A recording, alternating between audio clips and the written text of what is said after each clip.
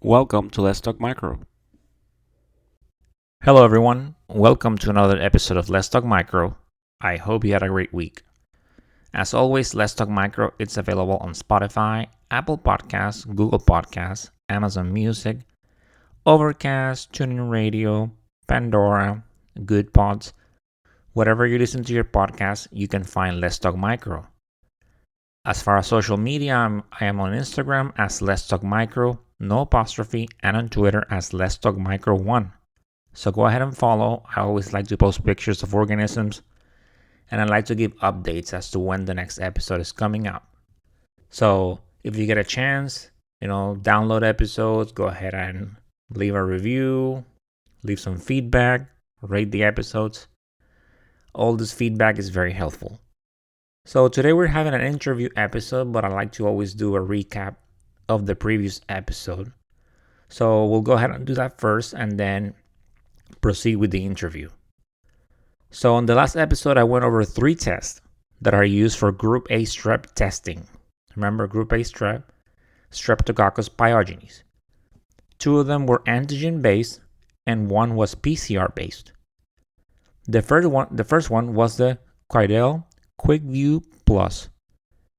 Then the next one was the BD Veritor system for rapid detection of strep A antigen. Both of these are similar. Besides being antigen tests, the setup is similar. You mix reagents and then you add your throat swab. After you add your throat swab, you wait 1 minute for the Quidel test and 1 or 2 minutes for the BD test. And then you pull the swab and you're going to add some drops to the test cassette. The Quidel, remember the Quidel's test is visual, so a line appears if strep A antigen is detected. Remember, it was a pink line. And then the BD has a reader where the cassette is inserted and a positive or negative appears. Since negative antigen tests should be confirmed by culture in children and adolescents, both of these, they need negative results confirmed by culture or by the third method that I went over. Do you remember which one it was? If you don't, go ahead and check out the previous episode. The third method was the Expert Express Group A strep, and this is for Cepheid. So this one, opposed to the other 2, is PCR based, and it is 90% sensitive, which eliminates the need for a culture. A lot of facilities, they're probably moving towards it. I know one of the main issues with Quidel recently with the pandemic was that they stopped making them. So a lot of facilities are validating, since the Cepheid, you can have like a small Cepheid where you can run 2 tests, you can run 4. So facilities are moving towards that. And then you're done, because instead of doing the antigen test, you can do the PCR, and then a negative result, it's good enough where you don't have to perform a culture. So we have seen this scenario where maybe you do an antigen test and then the PCR test, you perform it in lieu of the antigen, of the culture. So the smaller facility will send their negative test to a larger facility that has the Cepheid. They will do the PCR, and then that negative result is confirmed. So now more facilities are moving towards just getting the Cepheid, and then they perform this test, and they're done once they confirm that negative result. No culture is needed, where you have to, sub it to a blood plate and then keep it for 2 days looking for beta colonies. The setup for the Group A strep is very simple as well. So it comes with a pipette that when you squeeze, you squeeze it, then insert it in the tube that has the throat swab. Then you release the pipette and, it's going to fill up a certain amount. And that's the amount that you need to perform your test. Then you place that amount in your cartridge, and then you follow the procedure to run your instrument. So that's all there is. So check out episode 34, Group A strep testing. I compare and contrast them. What are the pros and cons? One of the pros is definitely the fact that you don't have to confirm the last one. And then the last one also, you can it's completely walk away. You load it and then you wait till the result comes out. Whereas the other 2 methods, you have to wait that 1 to 2 minutes, depending on which test it is. So it is a good episode. Go ahead and check it out if you have the chance. So like I mentioned before, today is an interview episode. So Dr. Paul Luethy, which is a professor at the University of Maryland School of Medicine, and he's also an associate director at the University of Maryland Medical Center. He came to the podcast and we talk about an unusual case. This is a bacteria called Wohlfahrtiimonas chitiniclastica. And you're going to observe that when I started doing the interview, I mispronounced it. I never dealt with this organism before, so my apologies. So it is Wohlfahrtiimonas chitiniclastica. This is a gram-negative rod. So it's like it's kind of like a non-fermenter. So it was very unusual on a homeless patient. So on the interview, I'm going to talk to Dr. Luethy, and I talk about, we talked about how it was identified, what do we do for susceptibilities. So this is good information to have in the back of your mind. You might never see it, but nowadays, with the Molotov, we get so many different IDs of organisms. So we see more names that we are not used to, that we are not familiar with. So what would you do if you get one of these? So this case was unusual. And then even though it is unusual, this organism, when it is actually seen, it is seen in polymicrobial infections. Polymicrobial, it involves multiple organisms. You have seen polymicrobial infections. Sometimes those of you that work in the wound bench, you see that, you have a wound that has 2-3 non-fermenters and maybe 2-3 enterobacteriales. So when this organism is seen, you see it with multiple organisms. However, in this case, it was monomicrobial. So it was just the only one, and it was seen in a blood culture. So the history matched the organism, and something interesting, there are no breakpoints for it. And this makes you wonder, how was the patient treated? What was done in the lab? Did the lab test for antibiotics that they test for, like non-fermenting gram-negative rods? And if they did, which breakpoints did they use? The non-fermenting gram-negative rods? Well, let's go ahead and listen to the interview. So on today's episode, we are here to discuss an article. Nowadays with instruments and such as the Molotov, we're seeing more organisms, more that we have, there sometimes, we haven't heard of them. So on today's episode, we are going to discuss an article titled Wohlfahrtiimonas chitiniclastica, monomicrobial bacteremia in a homeless man. This was published in the Emergent Infectious Diseases journal from the CDC on December of 2021. So to discuss this article today, I have Dr. Paul Luethy, which he's an assistant professor at the University of Maryland School of Medicine, and also an associate director of the Clinical Microbiology Laboratory at the University of Maryland Medical Center, Laboratories of Pathology. So Dr. Luethy, welcome to Let's Talk Micro. Hey, thanks, Louis. Thanks for having me. I'm really excited to talk about this really weird organism. It's definitely an unusual case. So can we start? Let's start with a summary about the article. Yeah, sure. So this is a guy who came in the summer of 2020. He's a little bit older. He's in his 60s, and unfortunately, he was homeless. And he came in, he had some vascular issues. So he had deep vein thrombosis, chronic venous insufficiency. And he was found in a single parking spot in Maryland for 3 days. So kind of bad situation, not great. When he came in, he was admitted, he had a septic shock, and his blood cultures upon coming in for septic shock, he grew these interesting gram-negative rods. And they really couldn't be identified by any of the methods we had in the laboratory. And so they grew in the anaerobic blood culture bottle. And they had to be identified, as you mentioned at the beginning, by Molotov MS is giving us all these ideas, new IDs. And so by Molotov in our laboratory, we identified this as the Wohlfahrtiimonas chitiniclastica. And we confirmed that by 16S sequencing. And this was a pretty cool case because often, as the infectious diseases fellow found in his literature search, this organism is usually not found by itself. Usually it's found in a polymicrobial infection. And this was only the second case of a monomicrobial single organism blood culture caused by, or blood infection sepsis caused by this organism. Okay, so at other times it is found along with other organisms in blood cultures. Yeah, in blood and as well as wound cultures as well. So there's in this paper there's a big table and it talks about how it's the, let me see, what did it have? There's one that had like P. acnes and a coag-negative staph along with it. One that had Proteus along with it.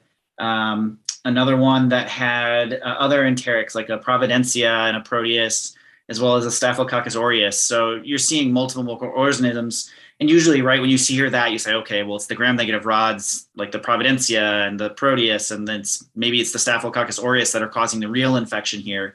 So this was interesting because the man came in with just a single bug, this single Wohlfahrtiimonas, and that was determined to be the cause of his septic shock. Okay, so and then this is for the audience, is like Dr. Luethy says, so this is a gram-negative rod. And so as far as so you mentioned so the patient here, he was homeless. So what kind of patient population do we normally see this organism on? So this organism, there's been quite a few looks of what type of people, and unfortunately it seems to be one associated with lower economic class. So homeless individuals, those who may not be as well off. Poor hygiene is something that is associated, and so that might be associated with those of a lower socioeconomic class, as well as those who maybe live closer to livestock, as well as have issues such as alcoholism. And this guy was older, so he was in his 60s. So again, also people who are a little bit older as well.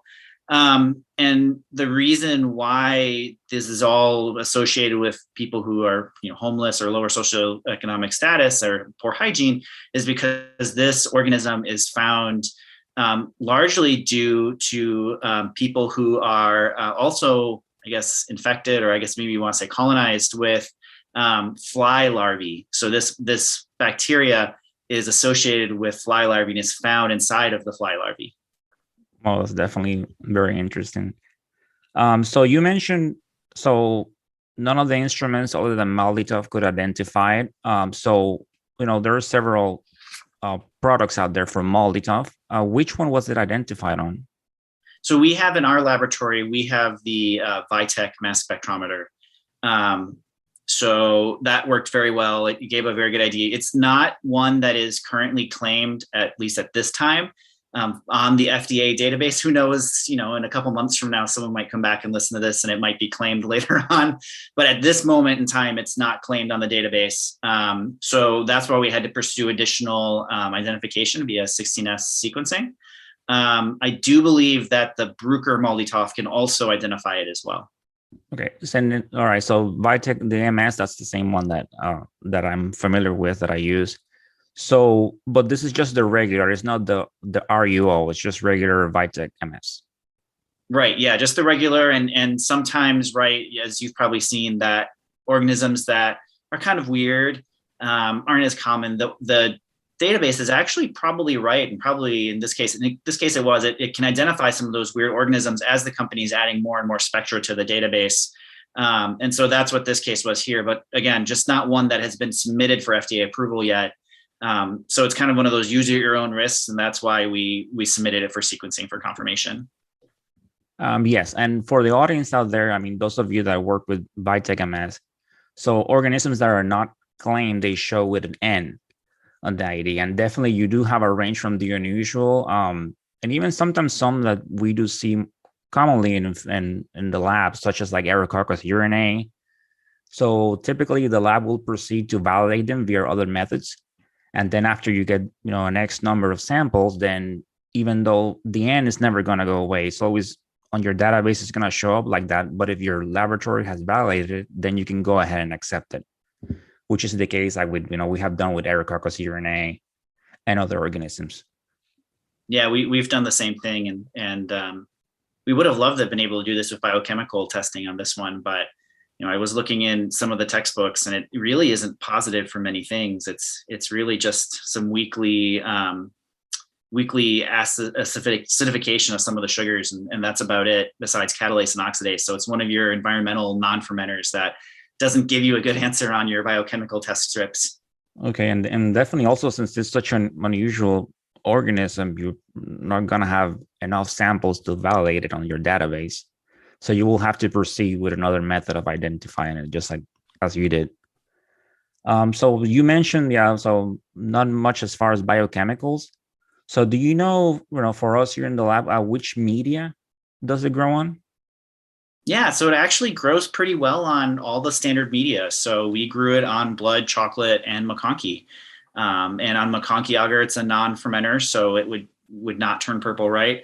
As a non-lactose fermenter, because it's a non-fermenter in general, not just not a lactose fermenter. And the colonies, they're described as being short coxoid rods. That when they grow, the colonies are flat, slightly spready colonies. Again, they're oxidase positive, non-fermenters. They're indole negative. So that's something that you could see as well. And then again, it's like pretty much almost everything else negative as well. Okay, so definitely. So in the case that if we encounter it in the lab, then you will be able to see it by the standard media. So it will grow along with McConkey definitely, and blood, like you said, chocolate. Okay. So for us here, as far as, like us medical lab scientists, in the lab, we're working this, we get this organism. So what do we do as far as susceptibilities? That's a great question. There aren't any breakpoints for this organism, right? It's so weird because it's associated with fly larvae. You have to have fly larvae eating you somewhere to even get this, that there are no CLSI, there are no FDA, there are no UCAS breakpoints. That doesn't mean that people haven't tried to use susceptibility testing to try to interpret how to treat. There are reports of people using e-tests. There was a paper I was reading that they were using the microscan type of panels. So your automated panels like a microscan or a Vitek or other companies' automated panels that they've placed on there. And when they've tried to interpret, they've used most often the non-Enterobacteriaceae CLSI or UCAS breakpoints. And so they've used those to interpret. Of note, some of the textbooks say in their tiny little entry of like a paragraph and a half about this organism that it's resistant to penicillin, but that it's pretty susceptible to some of the other antibiotics. That includes the other beta-lactams like the cephalosporins, as well as some of the other things like the fluoroquinolones, so your levofloxacin, your ciprofloxacin. It seemed to be pretty sensitive to that as well. And that's ultimately what our team at our hospital treated with. They first started with a cephalosporin, ceftriaxone, and then they moved the patient to levofloxacin upon discharge. Okay, so there are no breakpoints, but was there any like testing set up in the lab, or was it more like the patient was put on something and then he responded to the treatment? Yeah, it was that they put him on the ceftriaxone first and he responded really well. They went straight to the literature since we didn't really know what to do with this thing. And due to their homeless status and poor socioeconomic status, they wanted to get out of the hospital as soon as possible. And so they were just looking for whatever guidance they could find in the literature to determine how to treat this guy. Okay. And then you said sometimes they might use like on the CLSI the non-fermenting gram-negative rods. Mm-hmm. Okay. Yeah, it could be used for that, right? It's one of those ones that no one's really sure what the best thing to use is for that one. Besides that, you just can't use it for Pseudomonas aeruginosa, Burkholderia patient, ones that already have other breakpoints. So it's kind of that weird catch-all one that kind of does catch-all, kind of doesn't. It's kind of weird. Okay, definitely.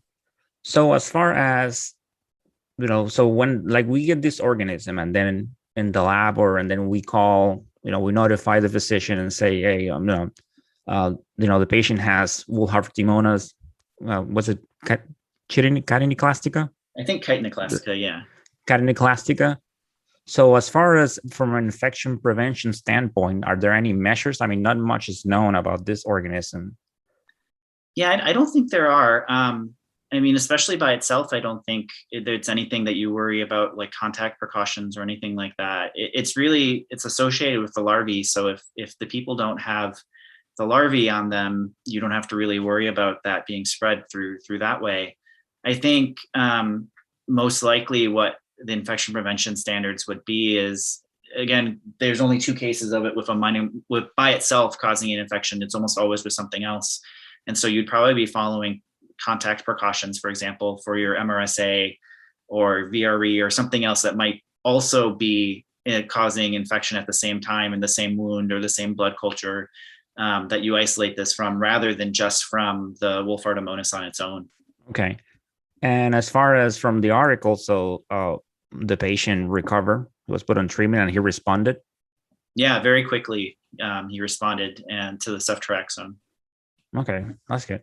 So this is definitely, and for the audience out there, that's what, it's always good to, correlate the history with the organism that you have. And that's something that all of us technologists and, we should definitely always pay attention to when we see organisms, especially unusual ones. Do the research, search in textbooks, and of course, always, pull the patient's history and see. And this, it seems that it's, homeless, seen in a homeless population, and it's caused by larvae. So this is definitely a very unusual case. But for those of you out there that are, nowadays, that if you have moldy stuff in your lab, it's always good to keep it in the back of your mind if you ever see this. That way, now, with this information out there, that you know in which direction to go forward. Anything else about this case, Dr. Luethy, that you want to tell the audience? Not that I can think of. Definitely just a weird bug. I mean, I think the story behind it's kind of fun. Interesting fact I was reading is it has this really, I mean, as the name suggests, it has a really strong chitin-ase ability, so it can chew up chitin. And they think that because it's associated with the larvae, that it is a symbiote with the larvae, meaning that they mutually benefit each other, and that it might be involved with the chitinase activity in metamorphosis of the larvae to a fly, from the worm larvae stage to the fly stage, because as it's metamorphosizing, it chews up the chitin in the larvae and helps it change into a fly. And I just thought that was kind of crazy and weird, that something could help out with that. Wow, it definitely is. All right. Well, Dr. Luethy, I want to thank you for taking the time to come in over to Let's Talk Micro and talk about this case. Yeah, it was a pleasure. Thanks for having me. All right. You're welcome.